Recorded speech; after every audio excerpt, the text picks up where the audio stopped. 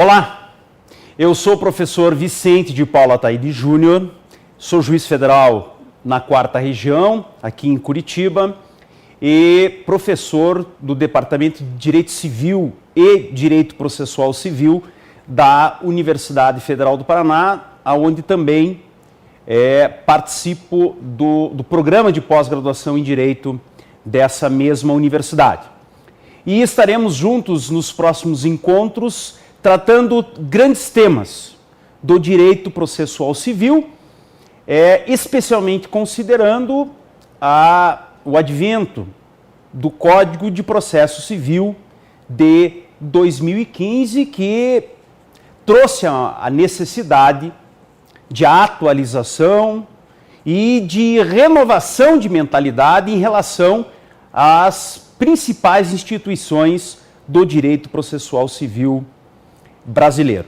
E é exatamente por isso que esse nosso primeiro encontro será um encontro introdutório, uma introdução ao novo processo civil pós-Código de Processo Civil 2015. A ideia básica desse módulo é que os senhores entendam o espírito da nova codificação, a proposta fundamental, o que veio para ser novo, qual é a mudança, qual é a proposta de novo direito processual civil brasileiro a partir dessa nova codificação, ok? E para posicioná-los, para que os senhores entendam a proposta desse novo código, para que os senhores possam interpretar o novo Código de Processo Civil de maneira realmente adequada, de acordo com a ideia que preconizou a nova codificação, nós vamos tratar nessa aula da chamada evolução epistemológica do processo civil.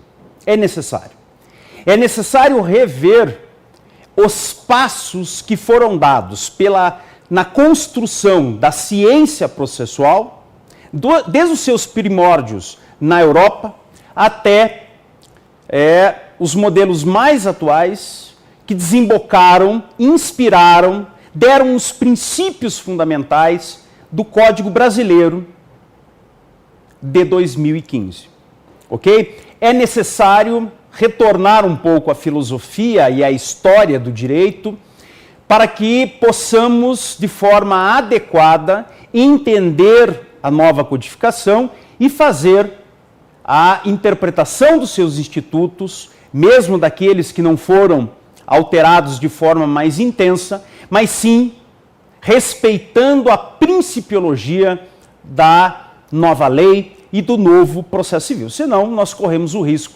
de termos uma nova lei com uma mentalidade velha e nada mudar, o sistema continuar com as suas insuficiências, e não é isso que queremos como juízes federais ou como atores do processo judicial. Muito bem. Nós podemos dividir a evolução epistemológica do direito processual, entendam aqui, a evolução científica, as fases, as etapas da evolução das ideias processuais, basicamente em 4 etapas.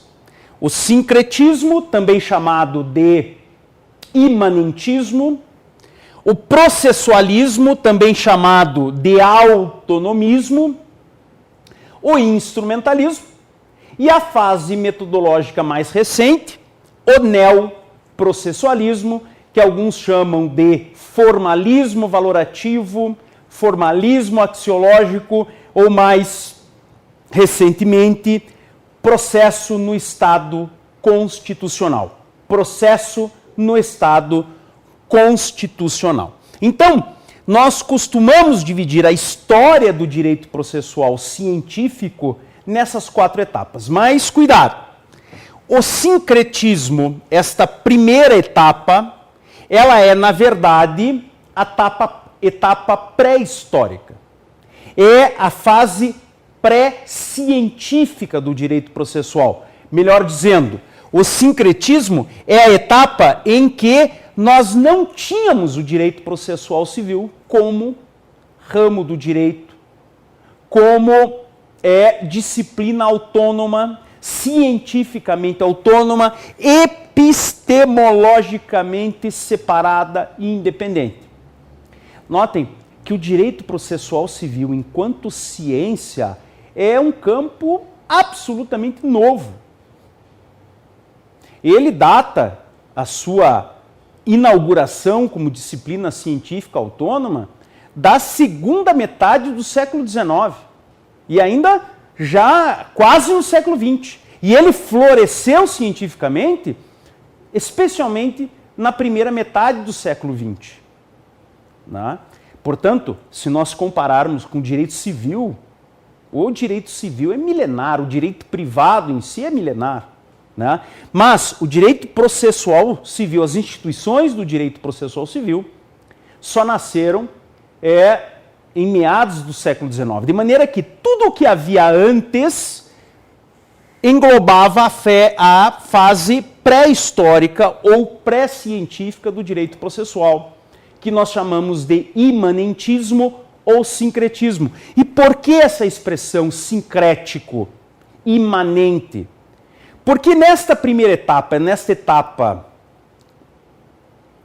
pré-histórica ou pré-científica, tudo aquilo que hoje nós temos no campo do direito processual era misturado com o campo do direito material. Processo civil e direito civil se mesclavam, formavam um corpo só. Nós não tínhamos a separação do plano processual e do plano do direito material. Por isso, a etapa sincrética, em que as instituições processuais, hoje processuais, como direito de ação, era objeto de estudo e de disciplina no campo do direito civil. Aí você entende por que ainda hoje, nós cometemos o erro terminológico de falar direito processual civil. É porque nos seus primórdios, o processo civil ele estava dentro do direito civil. Ele teve que se desgarrar do direito civil. E hoje nós sabemos que o nosso direito processual civil, ele atende a todo campo não penal. Não é só o direito privado, é também o direito público que é servido pelo Código de Processo Civil.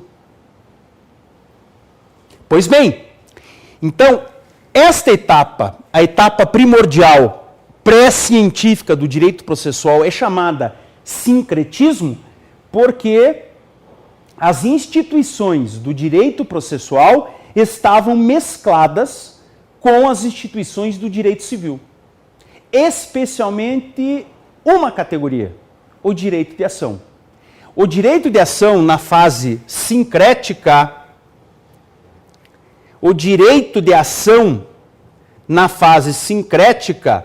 a ação era equivalente a direito material. Não havia separação. A ação, que hoje é uma categoria do direito processual, era um equivalente, era um aspecto, era um elemento do próprio direito civil, do direito material, do direito substancial. O grande nome do período sincrético foi Savigny. Savigny, civilista, romanista famoso, com aquela célebre disputa ius philosophica com Rudolf von Jhering, Savigny dizia que a ação nada mais é do que dizia que a ação era a metamorfose do próprio direito material. Não eram coisas diferentes. A ação era o próprio direito material reagindo à sua violação. A ação era o próprio direito material reagindo à sua violação. Violado o direito, nascia a pretensão e a ação, a reação, o próprio direito material no seu estado dinâmico, no seu estado de guerra, de reação. era uma metamorfose do próprio direito material. Savigny. Ora, se a ação é o próprio direito material reagindo à violação, num estado dinâmico de reação, era difícil realmente você ter uma disciplina própria para estudar os fenômenos processuais e judiciários. Porque a principal categoria na época, o direito de ação, era estudado pela ciência do direito privado. Pois bem, os senhores intuem que só foi possível inaugurar o direito processual civil moderno, científico, com a separação, com a ruptura com o direito civil. Era preciso romper essa amálgama que ligava as instituições do direito civil com as de processo. E isso foi possível lá no final do século XIX, quando se descobriu que a ação ela não depende da existência de um direito material. Os alemães descobriram isso. Basta pensar na ação declaratória negativa, na sentença declaratória negativa, que é aquela sentença que nega a existência do direito material afirmado, que diz não haver relação jurídica de direito material entre as partes. E, ao negar o direito material, ainda assim, houve o exercício da ação. Pode haver ação sem haver direito material, de maneira que esta equação da época de Savigny, da época sincretista, foi por terra. O primeiro passo para fundar o direito processual civil, dado pelos alemães, prussianos, foi a separação lógica, racional, da ação e o direito material. E o segundo passo, muito importante, foi descobrir que o processo não é apenas uma sequência de atos. O processo não é apenas o direito administrativo do Poder Judiciário. Era necessário outorgar à categoria processo uma dignidade científica. E isso foi feito por um outro alemão, prussiano, chamado Oskar von Bülow, o pai do direito processual civil moderno, Bülow, que foi o jurista que descobriu, que afirmou que o processo é uma relação jurídica, mas uma relação jurídica diferente, separada, independente da relação jurídica de direito material. A relação jurídica de direito material, pensando no direito das obrigações, é aquela linear que você conhece, em que você tem um credor ligado a um devedor por um vínculo jurídico e que tem por objeto uma prestação, dar, fazer, não fazer, pagar. Essa é a relação jurídica de direito material. Essa é a relação jurídica de direito material linear. Credor, devedor ligados por um vínculo jurídico normatizado pelo direito objetivo, tendo por objeto esta relação uma obrigação de fazer, não fazer, entregar, pagar. O que Bülow disse é que o processo é um outro tipo de relação jurídica, mas é uma relação jurídica, não é uma mera sequência de atos. Foi Bülow que desenvolveu a ideia de que o processo é uma relação jurídica trilateral entre juiz, autor e réu.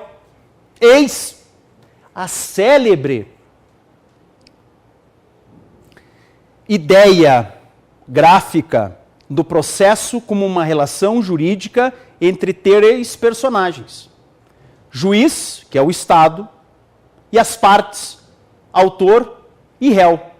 O que Bülow disse é que esta relação jurídica, que é o processo, é diferente da relação jurídica de direito material. A relação de direito material é o objeto do processo. O objeto do processo é a prestação jurisdicional. Mas o conteúdo é a relação jurídica de direito material. Elas são diferentes. Essa relação jurídica de direito material, de direito processual, é uma relação jurídica de direito público. Ela tem direitos, tem deveres, tem obrigações, tem despesas próprias que não dependem da relação jurídica de direito material. Lembrem disso, isso é muito importante. Ainda que a teoria do processo como relação jurídica de Bülow tenha sofrido críticas posteriores, foi essa teoria que deu o pontapé inicial no direito processual civil. Por isso, Bülow é considerado o pai do direito processual civil moderno. É bem importante que os senhores lembrem disso. E aí nós inauguramos, portanto, a primeira etapa histórica do direito processual, que é o processualismo, porque o sincretismo é uma etapa pré-histórica. A história do direito processual civil inaugura com o autonomismo ou processualismo a partir da teoria alemã, Bülow entre eles, e difundida, organizada, sistematizada pelos italianos. Aí você vai lembrar de Giuseppe Chiovenda, Piero Calamandrei,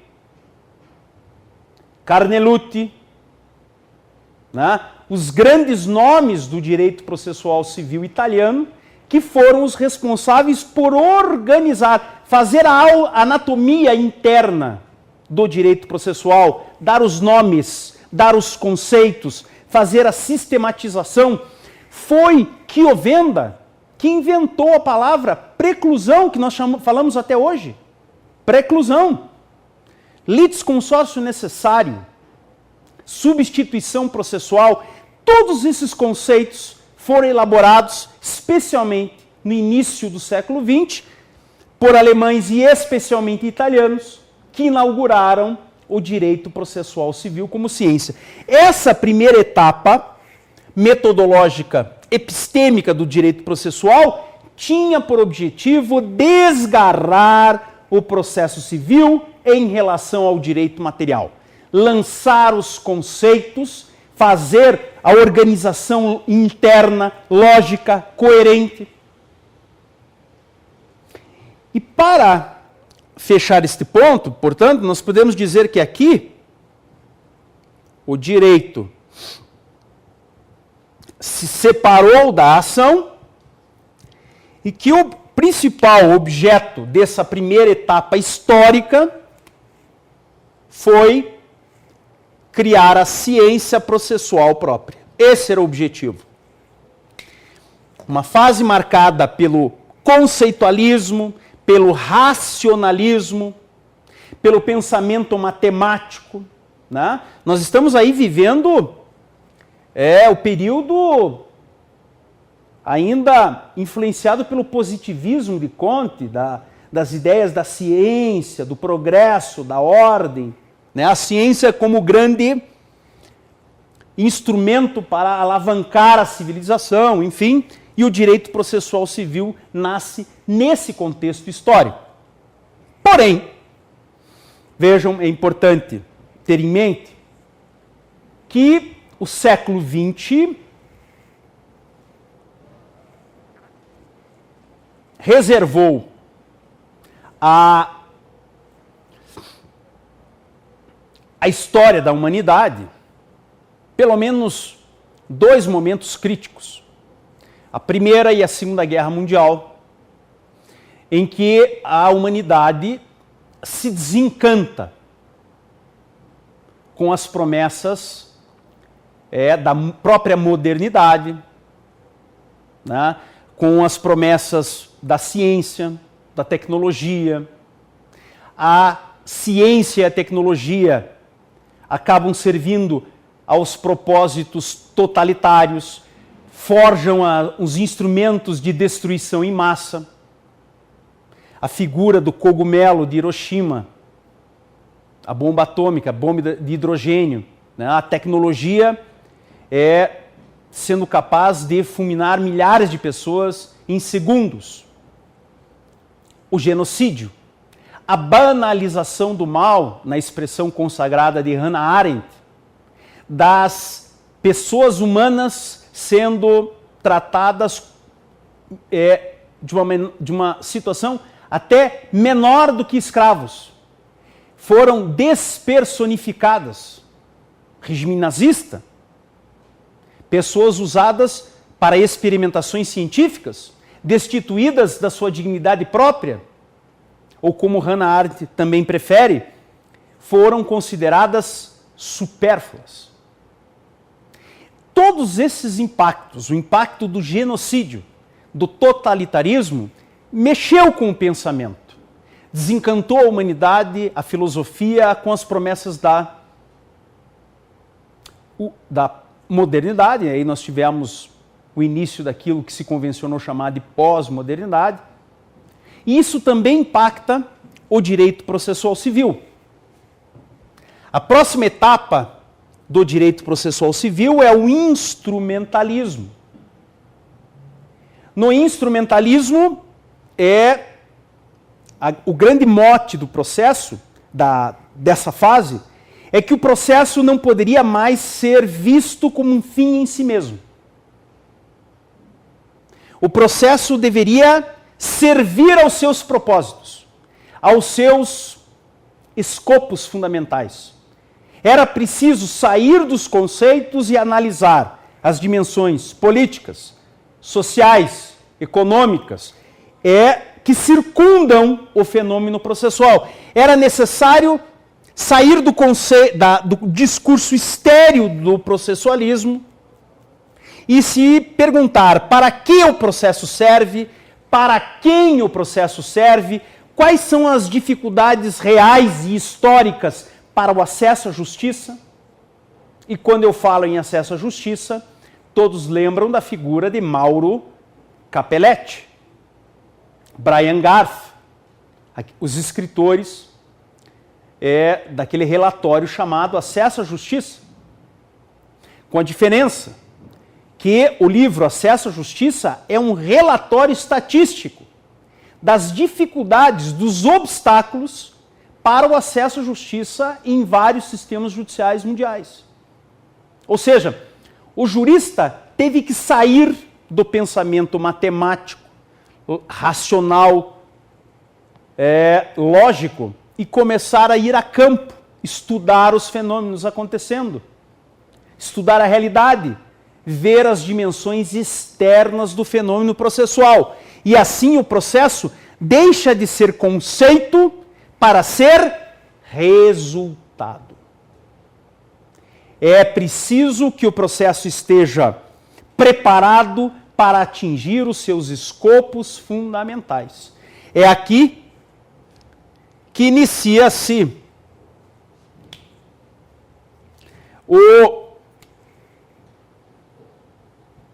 a busca pelos resultados, pela otimização. É aqui que se desenvolve o discurso da efetividade processual.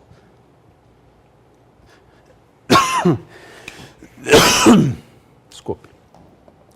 Efetividade do processo. Aqui é muito importante. Para muitos, esse é o instrumentalismo. O discurso da efetividade é o fim da história para o direito processual. Não precisaríamos mais nenhuma outra metodologia, nenhuma outra perspectiva epistêmica. A busca é pelos resultados da atividade processual. É o discurso contra a morosidade da justiça, morosidade do processo, o discurso da rapidez, celeridade, duração razoável do processo. E aqui, especialmente no Brasil, o instrumentalismo teve um representante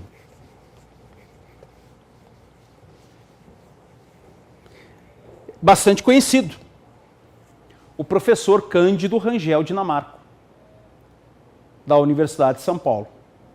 Ele escreveu o livro A Instrumentalidade do Processo, no qual ele diz, no prefácio do livro, que vem apresentar a sua proposta de um novo modelo processual baseado na instrumentalidade. Ele define os escopos do processo, ele afirma que não é mais possível analisar o processo de um ponto de vista interno, conceitual, que é preciso buscar resultados. Mas o professor Cândido também faz uma outra opção metodológica bem importante. Notem, os processualistas do início da história do processo optaram por desenvolver o direito processual pela categoria da ação. Foi a separação do direito material em relação à ação que fez brotar o direito processual civil. E bem naquela época, início do século XX, em que os valores liberais, individualistas, do individualismo, ainda imperavam de uma maneira bastante intensa. Então era compreensível que a ação, que está ligada às partes, a iniciativa das partes, uma índole mais privada, prevalecesse como categoria central. E exatamente isto foi criticado pelo professor Cândido Rangel Dinamarco, ao trazer para o Brasil a sua proposta de instrumentalismo. Ele dizia, não podemos construir o processo civil pela categoria da ação, que é muito mais ligada à iniciativa privada. O processo é direito público. Nós temos que nos concentrar numa categoria que realmente represente o direito público. E o direito público é ligado ao Estado. É ligado especialmente à figura do juiz. E o professor Cândido, no seu livro, ele faz uma opção metodológica muito importante. Ele desloca o centro da ciência processual para a jurisdição. Muito importante. O instrumentalismo brasileiro, no corte da doutrina do professor Cândido Rangel Dinamarco, desloca a ciência processual da ação para a jurisdição. E aqui eu preciso conversar de perto com vocês.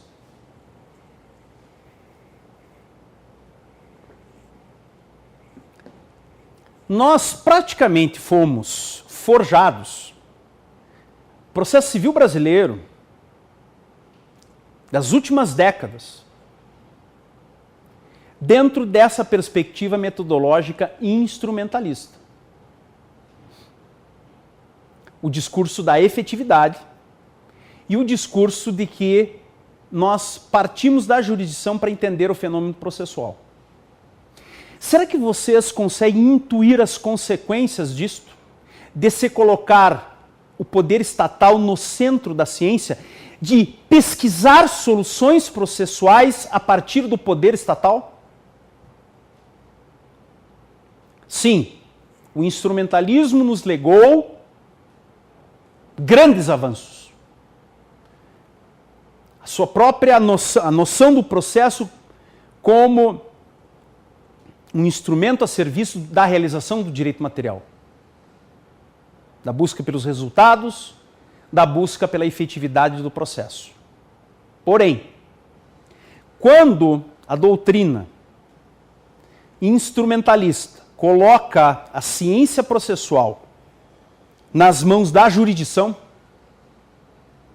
do poder do Estado e do poder dos juízes, naturalmente ela coloca a ciência a serviço do poder. E as soluções processuais havidas a partir de então têm um nítido viés autoritário. O autoritarismo do sistema processual não é uma questão do acaso. Não é uma degenerescência de juízes. É um produto de uma opção metodológica, historicamente localizada. A partir do momento que nós aceitamos que o poder dos juízes está no centro da ciência processual, nós passamos a admitir soluções condizentes a essa perspectiva, a esta metodologia. Lembrem, senhores, até bem pouco tempo, as chamadas matérias de ordem pública, prescrição, que foi elevada à matéria de ordem pública, decadência, condições da ação, pressupostos processuais, aí incluído incompetência absoluta, ou seja, uma infinita série de questões de direito material e de direito processual puderam ser apreciadas pelos juízes de ofício sem contraditório prévio, sem participação das partes. O juiz passou a ser autorizado a decidir essas matérias de ordem pública sem a necessidade de ser influenciado pelas partes, sem ter que ouvir os argumentos das partes a respeito dessas matérias. Eram decisões absolutamente autoritárias, arbitrárias. Por quê? Porque eram tomadas exclusivamente pelo juiz, sem qualquer influência da participação das partes. E notem, para nós, eu digo, fui criado dessa maneira também, estou na magistratura há quase 18 anos, decidir matérias de ordem pública sem ouvir as partes, e eu não estou falando de tutela de urgência, situação de normalidade. Decidir sem ouvir as partes era algo natural, que os próprios advogados admitiam como natural. Decisões autoritárias e arbitrárias eram tomadas com a maior naturalidade, em função de um discurso doutrinário, metodológico, de uma opção epistêmica, de deslocar a ciência de uma categoria para outra e colocar o poder dos juízes no centro da ciência processual. Eu sou juiz federal da 2ª Turma Recursal Federal dos Juizados Especiais Federais aqui do Paraná. A minha tarefa fundamental com os meus colegas de turma é rever sentenças e decisões dos colegas juízes federais em matéria previdenciária. E quando eu entrei na turma recursal, né, é que percebi a nossa conduta de, por exemplo, reconhecer a decadência para rever a concessão de benefícios previdenciários de ofício sem ouvir as partes. Muitas vezes não havia nem recurso do INSS postulando o reconhecimento da decadência, e a turma, o juiz relator, reconhecia a decadência. Ao julgar o recurso, ao votar no recurso, sem ouvir as partes, nem mesmo o INSS. Era uma decisão sem participação das partes, autoritária e arbitrária. Hoje, todos nós juízes temos que fazer uma autocrítica dessas condutas, que não eram condutas produto do acaso, mas produto de um discurso metodológico pensado. Eu não vou dizer que foi pensado para forjar decisões autoritárias, mas a consequência das opções feitas foram estas. Aí os colegas começam a entender por que um novo Código de Processo Civil. Por que precisamos de um código para dizer, por exemplo, venham comigo, para dizer, por exemplo, um código que necessite dizer, na tela, por favor, que não se proferirá, artigo 9º, não se proferirá decisão contra uma das partes sem que ela seja previamente ouvida. Ou um código que precise dizer, no seu artigo 10, O juiz não pode decidir em grau algum de jurisdição com base em fundamento, a respeito do qual não se tenha dado às partes oportunidade de se manifestar, ainda que se trate de matéria sobre a qual deva decidir de ofício. Sim,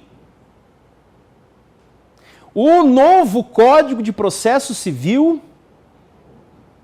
ele veio essencialmente, claro que ele tem outras justificativas, outras razões de ser, mas eu lhes afirmo que a principal justificativa para a existência do novo CPC é democrática, de restauração democrática, de reequilibração do sistema processual, não para retirar poderes dos juízes, mas para distribuir o poder e fazer com que o poder central estatal possa trabalhar sob o influxo democrático da participação das partes. Então vejam, o instrumentalismo baseado no discurso da efetividade, tendo a jurisdição ao centro, passa a ser questionado.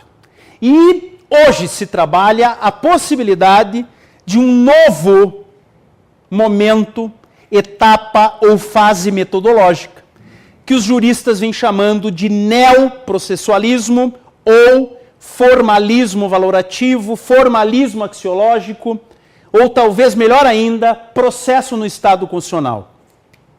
Aqui, um neoprocessualismo é a ideia de que nós temos que retornar aos conceitos, sim, mas para adaptá-los à noção de Estado constitucional.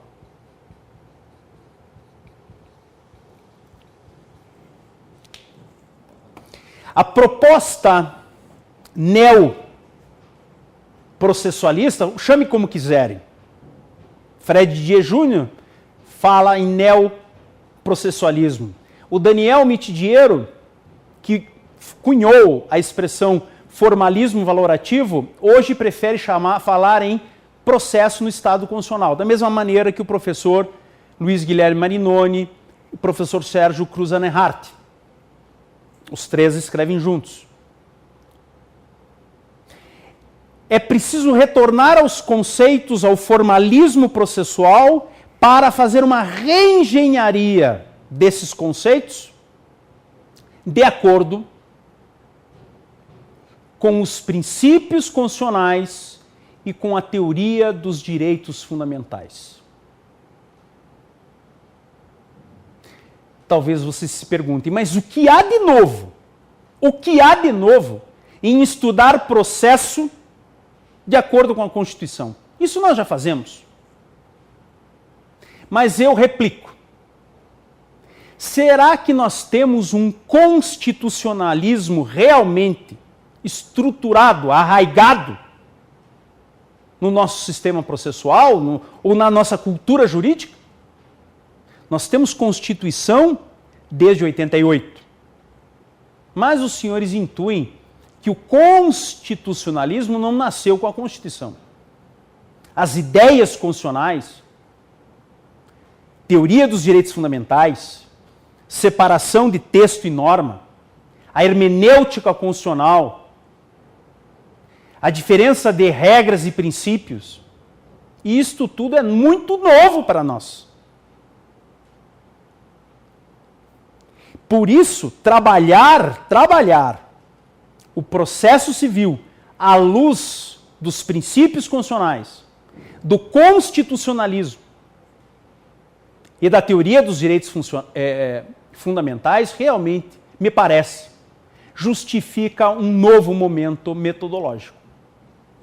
Momento, sobretudo, que supere as insuficiências do instrumentalismo. Supere, mais do que tudo, o viés autoritário legado pela proposta instrumentalista que vigorou no Brasil. E aí vocês vão entender o porquê de um novo CPC. E aí vão entender por que o artigo 1º veio assim. Vejam lá, vejam aí na tela. O artigo de abertura do novo Código de Processo Civil. O processo civil será ordenado, disciplinado e interpretado conforme os valores e as normas fundamentais estabelecidos na Constituição da República Federativa do Brasil, observando-se as disposições deste Código. Não pense que isto é uma obviedade. Para nós não é. Para nós, trabalhar o direito processual à luz de princípios, valores constitucionais, é interpretar as regras e princípios processuais, buscar soluções processuais à luz da Constituição é novidade.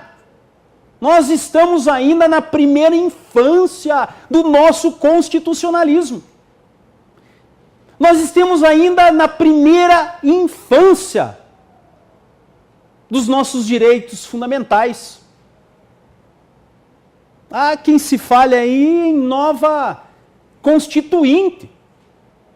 Se nós não conseguimos nem incorporar a Constituição que temos, já se fala em nova Constituição? Lembrem que o Código de Processo Civil 2015 é o primeiro código que fala a linguagem da Constituição. É o primeiro código. É o primeiro código proposto, discutido, aprovado e que entrou em vigor em período de normalidade democrática. Mas, sobretudo, é um código que pensa constitucionalmente. E é essa visão que os senhores têm que ter. O Código de Processo Civil, novamente, vejam o artigo 1º. O artigo 1º é uma proclamação metodológica. O artigo 1º é uma proclamação epistemológica. É para dizer, mudamos a nossa maneira de enxergar a ciência processual. Agora, o viés negativo, autoritário do instrumentalismo é substituído pelo viés democrático, participativo, de liberdade do neoprocessualismo, do processo no Estado constitucional. Isso quer dizer mais ainda, escutem, que este código, o primeiro código a falar a linguagem da Constituição, não é um código de processo civil. Em primeiro lugar, porque ele não serve apenas ao direito civil, muito menos ao direito privado. Ele serve a todo o sistema processual não penal.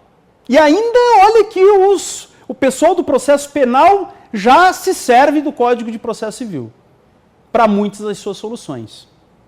Eu tenho dito que o Código de Processo Civil 2015 é, na verdade, um código de direito processual geral. É uma norma superior do sistema processual. É uma norma que vem para auxiliar o trabalho de adaptação de todo o sistema processual aos princípios constitucionais, ao modelo constitucional de processo.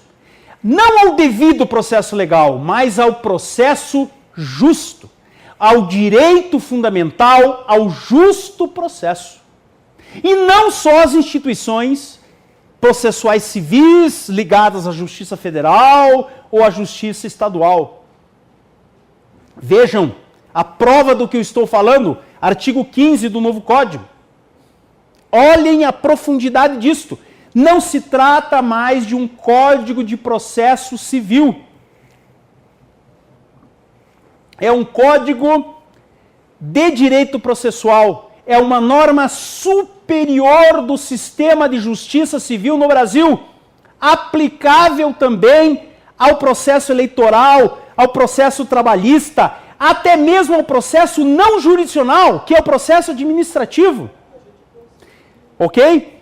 Aplicação não apenas subsidiária para colmatar lacunas, mas também aplicação supletiva. O CPC tem aplicação supletiva ao processo eleitoral, trabalhista, ao processo administrativo. Isso quer dizer o quê? Também no processo administrativo, eleitoral, trabalhista, estão proibidas as decisões surpresa, as decisões sem contraditório prévio. Mais uma vez na tela. Não se proferirá decisão contra uma das partes sem que ela seja previamente ouvida. Proibição, regra da proibição das decisões surpresa. Aplicáveis também ao processo eleitoral, trabalhista e administrativo. Isso é extraordinário. É a Constituição se infiltrando em todo o sistema de justiça civil. Por isso, a minha mensagem final desse nosso primeiro bloco de introdução ao direito processual. Convertam-se. Convertam-se ao novo CPC. Defendam o novo Código. Defender o novo CPC é defender a Constituição Federal, a legitimação democrática do sistema de justiça civil. O CPC é aplicável não só aos processos da Justiça Federal, da Justiça Estadual, também na Justiça do Trabalho, na eleitoral, na administrativa e também, sim, nos juizados especiais federais, estaduais e da Fazenda Pública. Todo o sistema de justiça tem uma Constituição só. E o Código de Processo Civil vem para tornar realidade a Constituição em todos os campos do direito processual. E eu termino dizendo, se no processualismo a ação foi a categoria central, da onde surgiram as ideias processuais, a jurisdição passou a ser a categoria central no instrumentalismo. Pergunto a vocês, qual poderá ser, qual outra categoria poderá ser a eleita para dirigir a nova metodologia no processo do Estado constitucional? A nova categoria é o processo. O processo é a categoria central a partir da qual surgem as ideias processuais no Estado constitucional. É aqui que não há prevalecência nem do poder das partes, nem do poder dos juízes. É aqui que nós nos encontramos. É aqui que nós buscamos soluções. É aqui que nós buscamos a ideia central da nova metodologia, a cooperação. A cooperação é o valor central.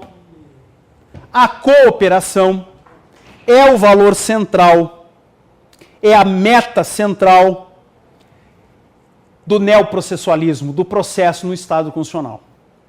E isto está no novo Código. Na tela, por favor. Artigo 6º, princípio da cooperação. Todos os sujeitos do processo devem cooperar entre si para que se obtenha, em tempo razoável, decisão de mérito não apenas efetiva, mas também de qualidade, uma decisão de mérito justa. O neoprocessualismo, o processo no Estado constitucional, é marcado pela ideia de processo cooperativo. de colaboração processual. Todos os sujeitos do processo cooperando para que o fim da atividade processual seja realizado. Uma prestação jurisdicional tempestiva, de qualidade, justa e efetiva. Essa é a ideia que deve nortear a nossa interpretação no estudo do novo Código de Processo Civil. Ok? Muito obrigado a todos. No nosso próximo encontro, vamos começar a tratar do processo de conhecimento. Será que ele ainda existe? Vamos lá. Um abraço a todos. Até a próxima.